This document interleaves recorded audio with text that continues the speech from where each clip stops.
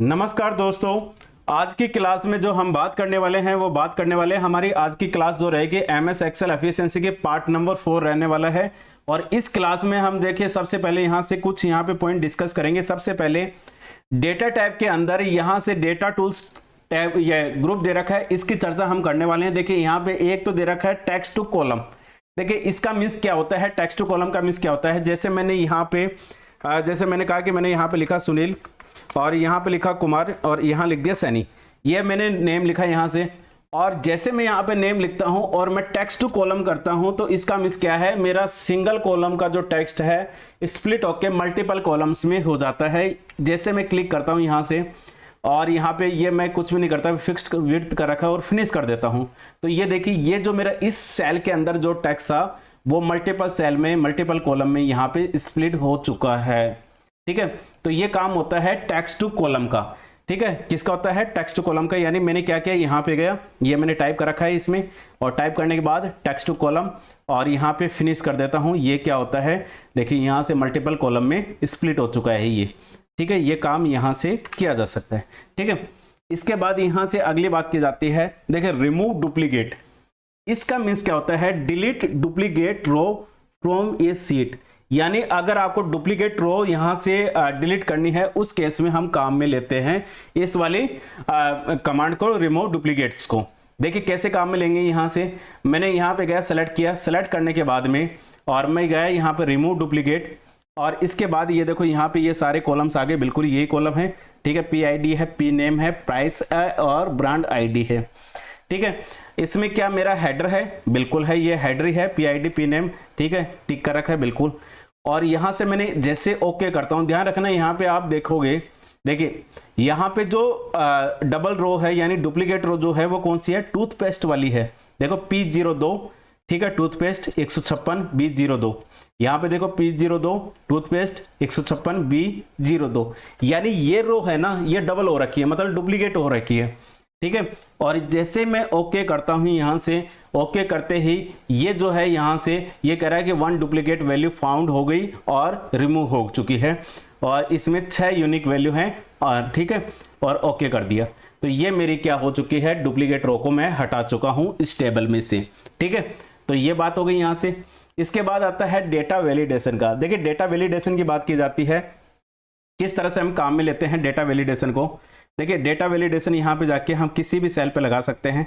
जैसे मैंने यहाँ पे एनी वैल्यू, मतलब अभी तो कोई रेस्ट्रिक्शन दे ही नहीं रखी है। ठीक है, रेस्ट्रिक्शन कुछ भी नहीं दे रखी है। मैंने कहा यहाँ पे मैं होल नंबर पर लगा देता हूँ और मैंने लगा बिटवीन। बिटवीन किसके बीच में, अगर मैं यहाँ 15 और 25 के बीच में कोई वैल्यू एंटर करता हूँ तो वो तो एंटर हो जाएगी। ठीक है, वो वैल्यू एंटर हो जाएगी यहाँ से। ठीक है, और साथ में मैं इनपुट मैसेज भी दे सकता हूँ साथ में। ठीक है, इनपुट मैसेज भी दे सकता हूँ और मैंने दे दिया, यहाँ पे दे दिया विच नंबर।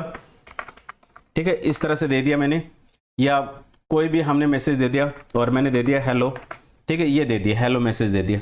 और क्या एरर आने के केस में कौन सा मैसेज आना चाहिए। ठीक है, और यहाँ से एरर आने के केस में मैंने कहा कि इनवैलिड होगा नंबर, तब हमारे पास ये कुछ यहाँ मैसेज आना चाहिए। ठीक है, यहाँ पे मैंने लिख दिया रॉन्ग वैल्यू लिख दिया। ठीक है, इस तरह से कुछ भी मैसेज यहाँ से मैं दे देता हूँ। ठीक है, और ये मैंने मैसेज दे दिया रॉन्ग वैल्यू।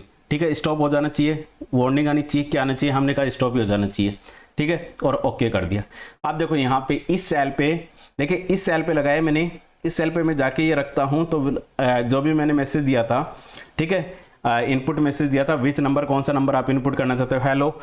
मैंने कहा कि यहाँ पे मैं जो नंबर पुट कर रहा हूँ वो 20 कर रहा हूँ, जो कि राइट है क्योंकि 15 से और 25 के बीच में बिटवीन लिखा था मैंने। कोई दिक्कत नहीं है, एंटर हो चुका है, कोई दिक्कत नहीं है।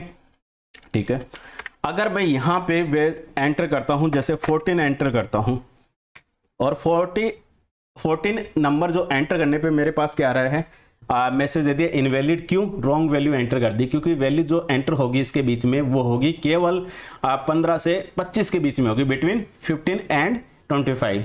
इस वजह से ये क्या जाता है, वैलिडेशन रूल आप लगा सकते हैं यहाँ से। ठीक है, और कहाँ से गए, यहाँ से हम जाएंगे डेटा वैलिडेशन पे, आप क्लियर कर सकते हैं और ये क्लियर हो गए यहाँ से। ठीक है, इस तरह से लगा सकते हैं, वैल्यू के ऊपर भी लग सकता है, टेक्स्ट के ऊपर भी लग सकता है। टेक्स्ट पे कैसे, जैसे मैं यहाँ पे जाता हूँ डेटा वैलिडेशन, ठीक है, और यहाँ पे होल ये आप डेसिमल पे, लिस्ट पे, डेट पे, टाइम पे, इवन टेक्स्ट पे, इन सब पे लगा सकते हो। मैंने टेक्स्ट पे लगा दिया, ठीक है, और टेक्स्ट लगा दिया मैंने, इक्वल टू लगा दिया। और ये आप ऑलरेडी जब आप पढ़ चुके हो पहले एक्सेल या किसी लैंग्वेज को, तो ये भली बात आप जानते हो equal to, not equal to ये क्या होते हैं, ठीक है। मैंने इक्वल टू पे लगा दिया यहाँ से, और इक्वल टू पे लगाने के बाद मैंने लेंथ लिख दी यहाँ पे कि यहाँ से 5 कैरेक्टर हों तभी ये एंटर होगा, अदरवाइज यहाँ पे कोई वैल्यू मैं नहीं दे रहा यहाँ से, ठीक है, कुछ भी नहीं दे रहा। और ओके कर देता हूँ, ये मैसेज वगैरह कुछ भी वार्निंग मैसेज कुछ भी नहीं दे रहा, ठीक है। और इस पे मैं कैरेक्टर लिखता हूँ यहाँ से, और ये लिख दिया सुनील कुमार। तो ये क्या है, 5 होंगे तो ही वैल्यू एंटर होगी, इसके अदरवाइज नहीं होगी। देखिए यहाँ से क्या दे रहा है, value does not match the data validation restriction defined for this cell. इस सेल के लिए जो भी आपने रूल डिफाइन किए हैं उसके अकॉर्डिंग ये नहीं है, इस वजह से ये वैल्यू एंटर नहीं हो सकती, ठीक है। ये काम आप यहाँ से कर सकते हैं। आप देखिए यहाँ से पॉइंट, अब ये था यहाँ से, अगर मैं इसके बाद देखो यहाँ से मैं ये पुट कर रहा था तब एंटर नहीं हो रहा था, लेकिन क्या मैं यहाँ से केवल 5 कैरेक्टर यहाँ पे पुट करूँ यहाँ से, तो ये एंटर हो जाएगा। क्यों? क्योंकि रूल के अकॉर्डिंग इक्वल टू 5 कैरेक्टर हो सकते हैं, इस ना तो कम ना ज़्यादा। तो ये कार्य आप यहाँ से कर सकते हो, जिसको बोलते हैं डेटा वैलिडेशन, ठीक है। ये वाली बात यहाँ से हमारी कंप्लीट होती है। अब आते हैं यहाँ से, देखिए यहाँ से ये वाले तो हमने बात कर ही ली थी। देखिए होम के अंदर भी आप यहाँ से क्या लगा सकते हो, सॉर्ट एंड फिल्टर वाले ऑप्शंस यहाँ से भी लगा सकते हो। इवन आप डेटा के अंदर जाके भी सॉर्ट एंड फिल्टर ग्रुप है जहां से आप सॉर्टिंग कर सकते हो, फिल्टर कर सकते हो, ये कार्य आप यहां से भी कर सकते हो, ठीक है। इसके बाद हम बात आते हैं यहाँ पे व्यू टाइप के अंदर। देखिए व्यू टाइप के अंदर आपसे क्वेश्चंस किस तरह से पूछ सकता है कि नॉर्मल व्यू है, नॉर्मल व्यू से पेज ब्रेक प्रीव्यू में करें, ये पेज ब्रेक प्रीव्यू हो गया। अगर आपसे कहा जाए पेज लेआउट में करें तो पेज लेआउट व्यू हो गया। अगर आपसे कहा जाए या नॉर्मल करें तो नॉर्मल में करें, ठीक है। इसी तरह से आप देखो यहाँ से ग्रिड लाइन आपको हाइड करनी हो तो ग्रिड लाइन आप हाइड कर सकते हो यहाँ से। ये देखो ग्रिड लाइन हाइड हो चुकी है। ये ग्रिड लाइन आप यहाँ से भी हाइड कर सकते हैं, जैसे कि लास्ट क्लास में हमने पढ़ा भी था कि ग्रिड लाइन यहाँ से भी हाइड हो जाती है, ठीक है। ग्रिड लाइन यहाँ से भी हाइड हो जाती है, ठीक है। ये ग्रिड लाइन यहाँ से भी हाइड कर सकते हैं, ठीक है। और इसके बाद ये है फॉर्मूला बार। फॉर्मूला बार यहाँ से देखो, ये इसको हम बोलते हैं, ये जो है यहाँ से, ये तो नेम बॉक्स है ये वाला, तो ठीक है, ये फॉर्मूला बार है। लेकिन जैसे आप फॉर्मूला बार को हाइड करते हैं तो ये पूरा होता है, नेम बॉक्स भी साथ में जाता है, ठीक है। ये हाइड हो गया, ठीक है। ग्रीन लाइन यहाँ से हो गई। हेडिंग यहाँ से हाइड कर सकते हो, हेडिंग आप यहाँ से भी हाइड कर सकते हो, ठीक है। हेडिंग यहाँ से भी हाइड कर सकते हो, वही काम है, ठीक है। तो ये हेडिंग यहाँ से भी हाइड कर सकते हो, ठीक है। ये काम हो गए यहाँ से कंप्लीट। इसके बाद देखिए ये वाली बात हो गई, व्यू सारे कंप्लीट हो गए, और ये शो और हाइड वाले भी कंप्लीट हो गए। यहाँ से एक आता है यहाँ पे फ्रीज पेन्स का। देखिए ये इंपॉर्टेंट पार्ट रखते हैं यहाँ से। फ्रीज पेन की जब भी बात की जाती है तो हम कुछ यहाँ से रो या कॉलम को क्या कर सकते हैं, फ्रीज कर सकते हैं, जो कि स्क्रॉल करने पर विजिबल रहेंगे। ये मतलब है कैसे, देखिए मैं यहाँ से पहले बात करता हूँ। मुझे जैसे मान लो कि यहाँ से फ्रीज करना है, ठीक है। यहाँ से फ्रीज, ये फ्रीज देखो मैंने यहाँ रखा ना, इस पॉइंट को ध्यान रखना। ये सेल अभी मैं इस पे रखता हूँ तो इससे पहले वाला जो है ना वो क्या हो चुका है, फ्रीज हो चुका है। लेकिन अभी किया नहीं, मैंने करूँगा अभी। देखिए यहाँ से फ्रीज, और ये इस पे क्लिक कर दिया, फ्रीज पेन्स पे जाके फ्रीज पेन्स। आप देखो इसका मतलब क्या है, आप देखिए इसका मतलब है कि ये जो P06 से पहले और ये सारे फ्रीज हो चुके हैं। जैसे अब कैसे, देखो स्क्रॉल करने पर आप देखो यहाँ से, आप जब देखोगे नहीं, ये वाले देखो यहाँ से, ये देखिए यहाँ से आप एंटर कर सकते हो। इस तरह से एंटर करने के लिए काम में लेते हैं, इस तरह से फ्रीज कर सकते हो आप। ये फ्रीज हो चुका है, यानी कहाँ तक फ्रीज हुआ है, रो नंबर 8 तक ये फ्रीज हो चुका है। रो नंबर 8 तक ये फ्रीज हो चुका है। इस तरह से आप फ्रीज कर सकते हो, ठीक है। इस तरह से फ्रीज कर सकते हो, ठीक है। ये फ्रीज हो चुका है, ठीक है। ये फ्रीज हो चुका है, तो ये हमारा फ्रीज हो चुका है। अब अगर आपसे कहा जाए कि अनफ्रीज करना है तो अनफ्रीज करने के लिए आप यहां से क्लिक कर देंगे तो ये अनफ्रीज हो जाएगा। अब नहीं होगा, ध्यान देखो, अब नहीं हो रहा, देखो अब नहीं हो रहा, देखो नहीं हो रहा, वो खुद ही ऊपर चला गया, ऊपर वाला फ्रीज नहीं हुआ, ठीक है। तो आप इस तरह से फ्रीज कर सकते हो। अगर आपसे कहा जाए कि यहाँ पे आपको फ्रीज करना है, क्या फ्रीज करना है, 4 कॉलम फ्रीज करने हैं स्टार्टिंग के, ठीक है। टॉप के 4 कॉलम फ्रीज करने हैं। टॉप के 4 कॉलम कैसे फ्रीज करेंगे, देखिए कर्सर को इसको जो हमारा सेल पॉइंटर है, सेल पॉइंटर को यहाँ पे लेके चली जाइए, ठीक है। यहाँ से, इसका मतलब है इससे पहले वाले सारे फ्रीज हो जाएंगे, तो आप यहाँ लेके जाएंगे और फ्रीज पेन कर देंगे, तो ये क्या हो चुका है, फ्रीज हो चुकी हैं, 4 कॉलम फ्रीज हो चुके हैं, स्टार्टिंग की 4। कैसे पता लगेगा, देखिए यहाँ से आप जैसे आप देखो, देखिए डी तक फ्रीज हो चुके हैं, तो इसलिए ये आपके विजिबल रहेंगे, बाकी क्या होते जाएंगे, स्क्रॉल होते जाएंगे, यहाँ से ये स्क्रॉल होते जाएंगे। ठीक है, तो ये हो गई बात फ्रीज की, और मैं कर देता हूं अनफ्रीज। ठीक है, अगर आपसे कहा जाए, केवल देखिए यहां से केवल इतना सा कहा जाए कि आपको जो फर्स्ट जो रो है उसको ही फ्रीज करना है, पहली रो को फ्रीज करना है, तो आपका कहीं पे भी सेल पॉइंटर उससे कोई फर्क नहीं पड़ेगा। आप डायरेक्ट यहां पे जाएंगे, फ्रीज टॉप रो कर देंगे, तो केवल क्या होगा, पहली रो फ्रीज होगी। अब इसका देख सकते हो आप, देखिए यहां से जैसे आप करेंगे तो पहली रो देखिए यहां से आप देख सकते हो इस चीज को, यहां से फर्स्ट रो फ्रीज हो चुकी है, इसलिए 4 देखिए ये फ्रीज हो चुके हैं। इस तरह से आपसे क्वेश्चंस पूछे जा सकते हैं, ये फ्रीज हो चुकी है। ठीक है, और वही बात अनफ्रीज करना हो तो अनफ्रीज पे क्लिक कर दें, ये अनफ्रीज हो चुकी है। चाहे आप देख सकते हो यहां से देखिए नहीं हो रहा ना, क्योंकि ये सारे जा रहे हैं, ये फ्रीज हो चुका है, मतलब फ्रीज नहीं है, अनफ्रीज है। अगर आपसे कहा जाए कि पहला जो कॉलम है फर्स्ट कॉलम को ही फ्रीज करना है, सेल पॉइंटर आपका कहीं पे भी उससे कोई फर्क नहीं पड़ता। ठीक है, आप जाओगे यहां पे और फ्रीज फर्स्ट कॉलम कर दोगे, और जैसे फ्रीज फर्स्ट कॉलम कर दोगे तो पहला कॉलम यहां से फ्रीज हो चुका है। इसका कैसे पता लगेगा, देखिए इस तरह से पता लगेगा यहां से। ठीक है, ये देखिए यहां से इस तरह से पता लगेगा, देखिए पहला कॉलम फ्रीज हो चुका है, ये ऑप्शन आएगा फर्स्ट कॉलम के लिए, और अनफ्रीज के लिए ये होगा।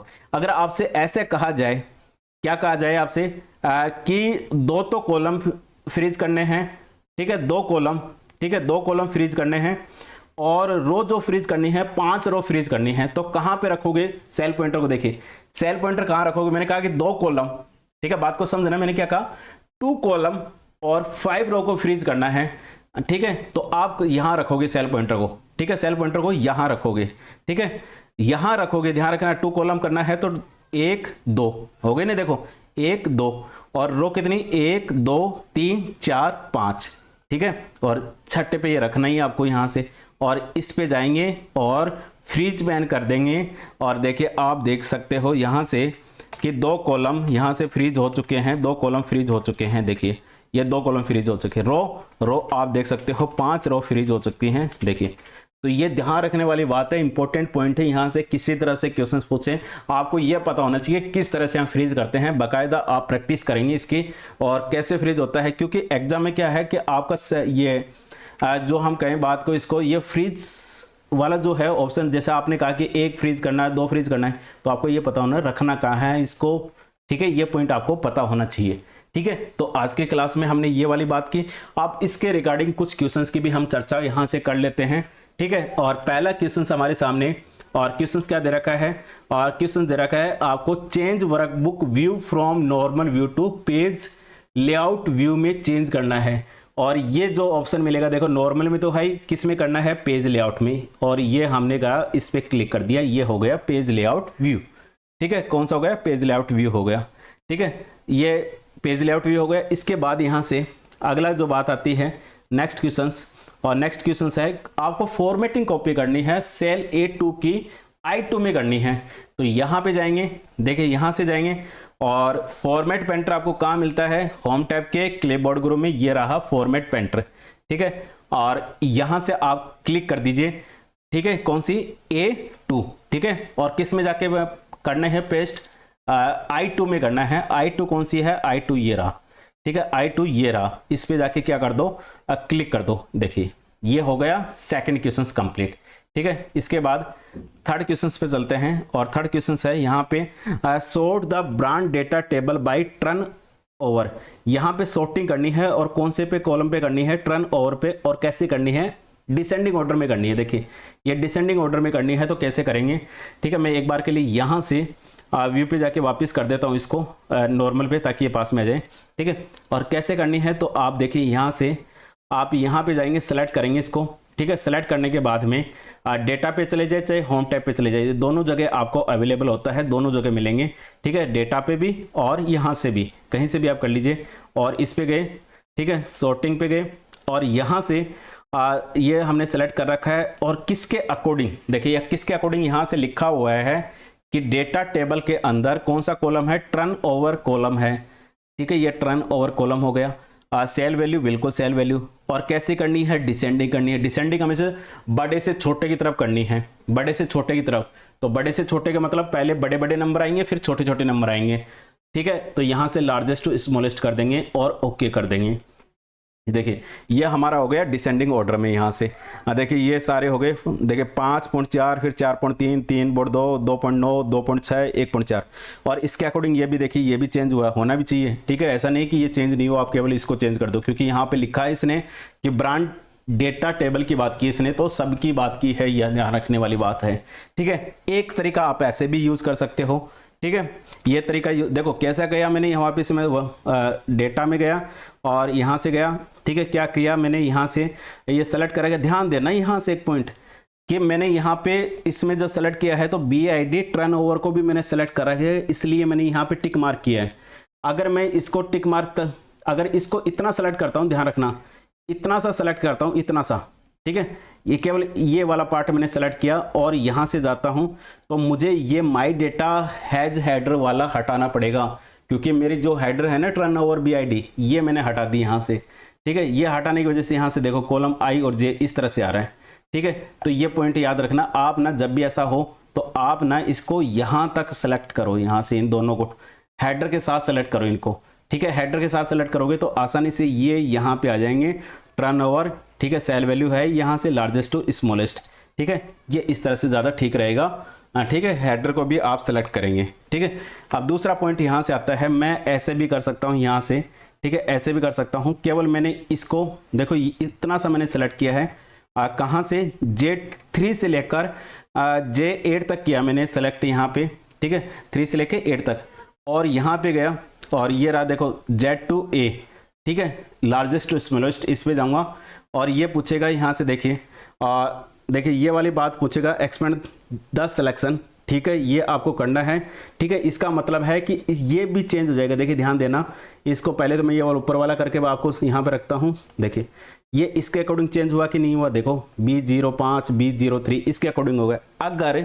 अगर मैं इतना सा सेलेक्ट करके करता, इसको इतना सा सेलेक्ट करके इस पे जाता Z2A और नीचे वाले पे करता continue with the current section, तो उस केस में ध्यान रखना ये मेरे साथ में चेंज नहीं हुई, ये भी तो होनी चाहिए। ऐसे तो कौन सी कंपनी का टर्नओवर कौन सी कंपनी में चला गया, ठीक है, ये तो बात ही गलत हो गई। जिस कंपनी ने अच्छा टर्नओवर किया वो तो कोई दूसरा ले गया टर्नओवर को यहाँ से टेबल में से। तो ध्यान रखना ये जो पॉइंट है ना, ये जो पॉइंट है ये भी आपका साथ चेंज होना चाहिए। इसके लिए आप इसको सेलेक्ट करके यहाँ से Z2A और यहाँ पे एक्सपेंड द सिलेक्शन पे आपको क्लिक करना है, ठीक है। या फिर आप ऐसे भी कर सकते हो, इसको सेलेक्ट करके इस पे जाएंगे और यहाँ से टर्नओवर और largest to smallest, descending order के लिए ध्यान रखना, ascending order to smallest to largest होगा, ठीक है। और ये कर दिया, ये हमारा क्वेश्चन हो गया थर्ड क्वेश्चन। इसके बाद अगली बात आती है क्वेश्चन नंबर 4, और क्वेश्चन नंबर 4 क्या है, फ्रीज टॉप 2 रो इन सीट, 2 रो को आपको यहाँ पे क्या करना है, फ्रीज करना है, 2 रो को करना है। तो 2 रो को करना है तो ध्यान रख देना आप, इसका मतलब देखो आप यहाँ कहीं पे भी मत रख देना, ऐसे कहीं नहीं रख देना, क्योंकि इसने ये नहीं कहा कि कॉलम भी आपको फ्रीज करने हैं। ध्यान रखना इसने कहीं मेंशन नहीं किया कि कॉलम फिर आपको फ्रीज करने हैं, तो इसका मतलब ये है कि केवल रो की बात की है, तो रो की बात की है तो ध्यान देना 1 2, ये 2 रो होगी 1 2, और आप यहाँ रखोगे सेल पॉइंटर को।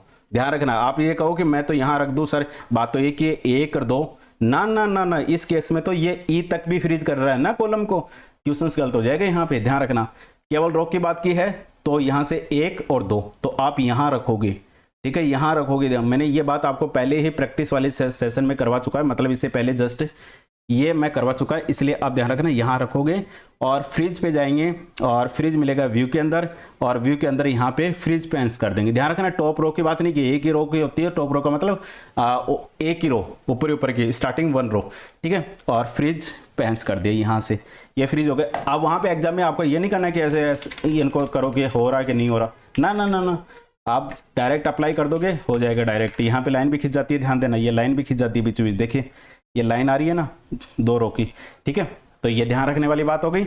इसके बाद यहाँ से नेक्स्ट क्वेश्चंस पे चलते हैं। Hide the formula bar, formula bar को हाइड करना है। फॉर्मूला बार को हाइड करने के लिए आप जाएंगे यहाँ से व्यू के अंदर, और ये रहा फॉर्मूला का टिक मार्क हटा दो और ये हो गया हाइट, छुप गया है। ठीक है, ये छुप गया। देखिए यहां से जब मैंने बात की थी, ये थोड़ा सा मैंने क्या किया था, जब चेंज कर दिया था मैंने, वापस मैं इसको कर देता हूं पेज लेआउट पे। ठीक है, और ये हो गया। ठीक है, ये अच्छा फ्रीज कर रखा है, इस वजह से ये पेज लेआउट पे नहीं होगा। ठीक है, ये ध्यान रखना आप थोड़ा सा, इस ये हो गया, चलो ठीक है, ये हमने कर दिया पेज लेआउट। ये क्वेश्चंस हमारे यहाँ से कंप्लीट होते हैं, 5 क्वेश्चंस थे।